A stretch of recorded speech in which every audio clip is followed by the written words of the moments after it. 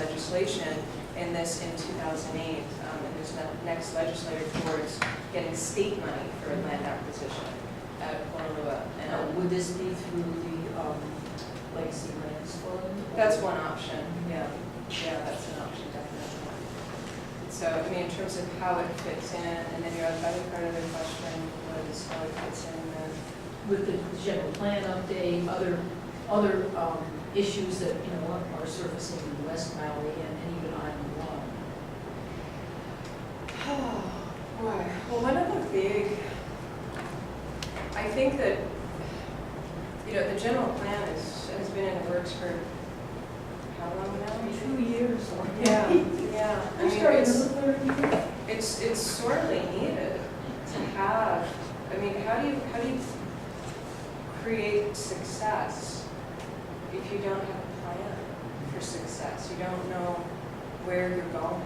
So without having a plan, who's running the county?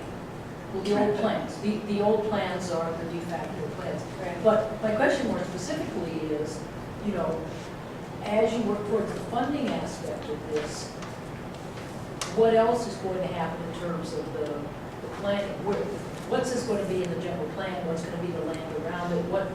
What's the vision that people will have For the Honolua area? Yeah, for the Honolua area. Not just the beach or not just the Royal Point, but in general. No. I mean, has anyone thought about that? I shouldn't assume that you guys haven't, but has anyone thought about that? Well, the vision specifically for Honolua area is For that- Apupuaha. Yeah, okay. Yeah. That's our vision, is revitalizing the Honolua Apupuaha. And that doesn't mean that we need to or want to buy all of that land. Certainly, buying land in that area, buying the land around developable land in that area is definitely a way of preserving the land, putting it into a community-based management plan. So that we're in the process of doing that now. Honolua needs a lot of restoration. There's a lot of old pineapple fields out there right now. The health of the reef is declining.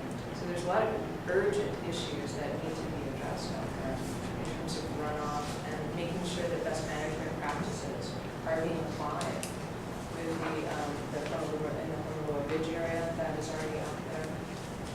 So I read in the paper, monopolizes me, but I read in the paper that there's a reforestation effort there that Maryland Pond is involved in with native plants, that there is a big grant from EPA that's going to work to improve the non-point source pollution aspect of cleaning up the waters, the ocean waters there. How does all this fit in with what Save Honolua Coalition is doing? And, what is it all? Does it all really apply to the same Apupuaha, or are we talking about different areas? Do you want to speak about the Apupuaha? Oh, stay there. You're going to get something beautiful, cute. Nikki just sits right here.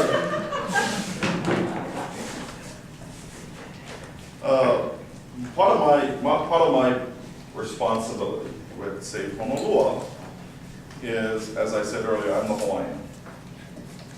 And if you're going to go through practices and all of that, then I think you need a Hawaiian who knows something. And so I try to do my best to make that contribution. The Apupuaha of Honolua is in dire need of help. And when I'm talking about that, Dr. Mark Vermey came and spoke to our group and was talking about microbes and, the reef has declined from 45% to 9%. But he said something was really interesting, that there are two areas on Maui that have what they call cholera. One is Kihei. The other is Honolua Bay. And he cannot understand why this bay has the cholera. Now, it's not at its height, but it is present. And he said, I believe at the meeting, he said, I don't know what's going on up there, but something's up there is triggering cholera into the bay. Yeah, you were there. Were you there at the Dr. Vermeer? Oh, must have been at another meeting. So you think about that. And so what I did months ago, before I took over, the president of Save Honolua, at the urging of Nikki and John Cardy, and I didn't want to be the leader. I didn't want to be the leader, to be honest. I just wanted to stay in my valley called Honopohau, take care of my kuleana, and not get involved. And, but I did get involved. I went to the meetings, was listening to all the speakers. And Honolua is the one prior to Honopohau. So if I said, if I don't stop it right here, it's coming to my valley. So it was actually an act of urgency. So when I got involved with the group, and their vision was to restore the Ahupua'a, and listening to what was happening in this Ahupua'a alarmed me. Because it wasn't happening in Honopohau, but in this bay, one of the 6 bays of Kiha. So I went to the meeting, and when the former president had resigned, I said to the group, give me some time to think.